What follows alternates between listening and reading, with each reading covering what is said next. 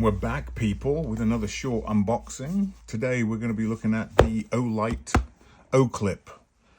I saw an advert for this, and so I bought it. I actually bought two. Bought one for my wife to keep in her car, and I bought one for myself. So let's have a little look at what this is like.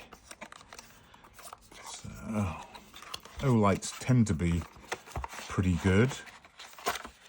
Some instructions that say read me. Okay, and there's a user manual.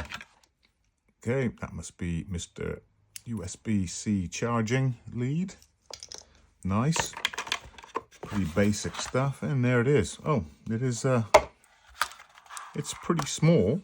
It's not the biggest unit in the world.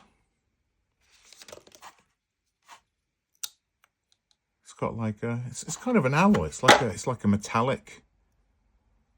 It's got 3 settings, I believe. It's all done by lever. Okay.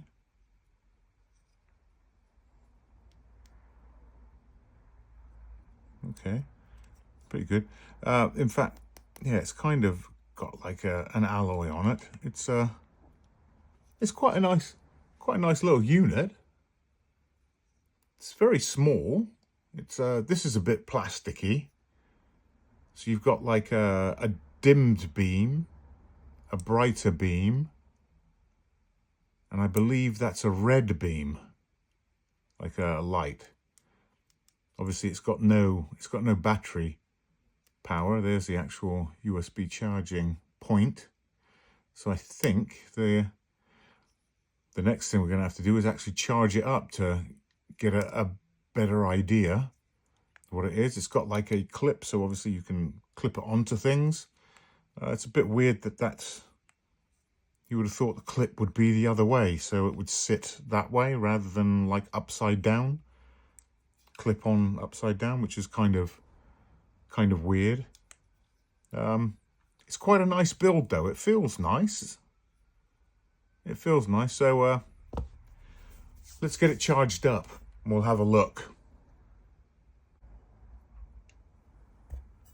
Right, well, I charged him up. When he's charging, there's a little light indicator here, which will flash red. When it turns green, it's fully charged. I'll say right off the bat, when I first turned this thing on, I don't think I've ever been so underwhelmed with a flashlight. I thought, what a load of rubbish. What good is this? It's not worth anything.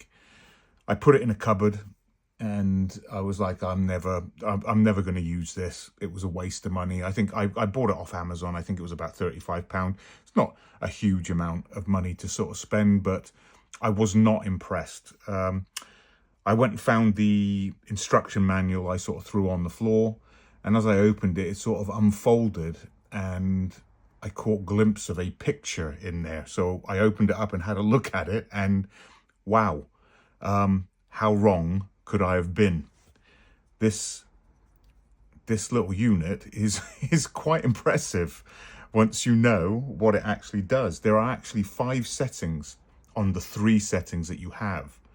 The settings are on this little dial, so you can turn it to different points, and you've got a floodlight on the first section, a spotlight on the second setting, and a red light on the third setting.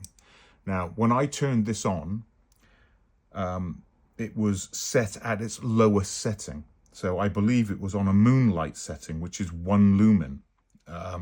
So you can imagine I was like, wow, this is crap. But having found and stumbled across this information, it's completely changed my mind. For the floodlight and the spotlight, there's 5 settings. There's a moonlight setting at 1 lumen. There's a low light setting at 10 lumens. There's a medium setting at 100 lumens, a high setting at 300 lumens, and a turbo setting with 500 lumens. On a full battery, moonlight will last for 6 days, constant running. On a low light, it'll last for 27 hours. On a medium, 3 hours and 30 minutes. On a high setting, it's 100 minutes. And on a turbo setting, it's 50 minutes. The red light function actually has a low setting of 4 lumens and a high setting of 40 lumens. The lowest setting running for 29 hours and the highest setting running for 4 hours. So if I turn it on, you've got a setting there. So that's, you know, it's pretty good. Then you've got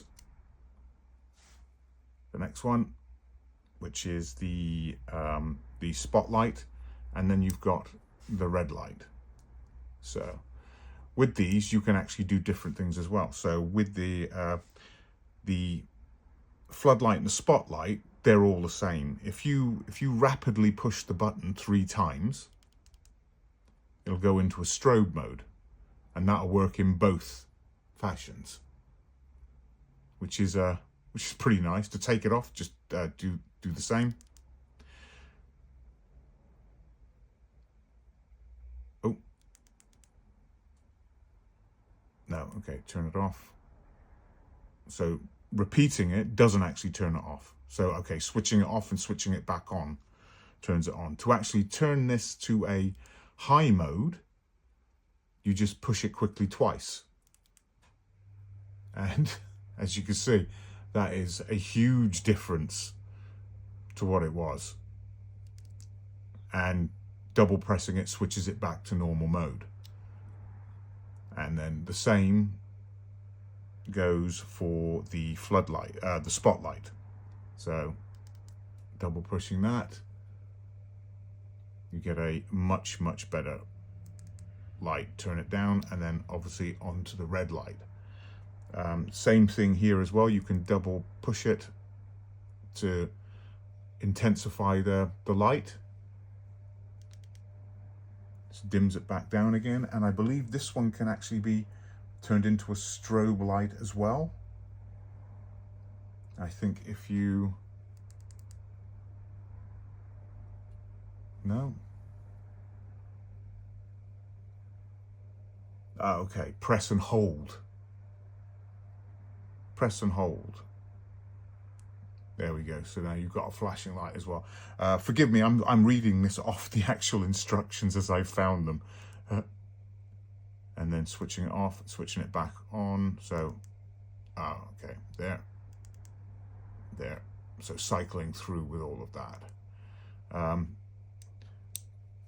It does come with a charging, so the actual charge of the unit, you can see when you turned it on, it had a green light on it, and they cycle through. So a green light will indicate like fully charged. An orange light will indicate that it's like medium charged, and a red light is like a low charge. But there is really quite a lot that comes in such a small package. I was so quick to throw this away. I've learned a valuable lesson that I actually need to sort of like read some instructions every now and again rather than just tossing them to the side. It has been tested from a drop height of 1.5 meters. It is IPX6 rated, and apparently the longest beam will reach 120 meters. So that's quite impressive for a little unit. You can cycle through the lighting as well by just holding down the button, and it will cycle through on the actual setting that you're on, whether it's spotlight, floodlight, or the red light. You can dim things, so it's a very useful bit of kit. I'm very happy to say, and I think now that I actually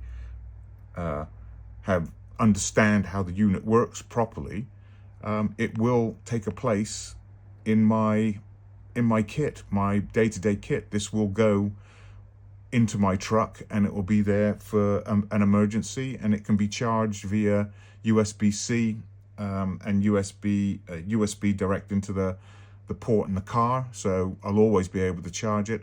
I always have a battery pack in the car anyway, so worst case scenario I can charge it from that, or if I'm hanging around I can always bring it into the house and do that. It's got a nice little cable that comes with it. I would say that is a quality piece of kit. I really do like it. I do like it a lot now. I went from hating it to loving it, so there you go. What can I say? So that's about it. I'll wrap it up from there, guys. Like and subscribe. Give me some advice. You know, help me out. See what you can do. I'll catch you on the next one. Thanks, guys. Take it steady.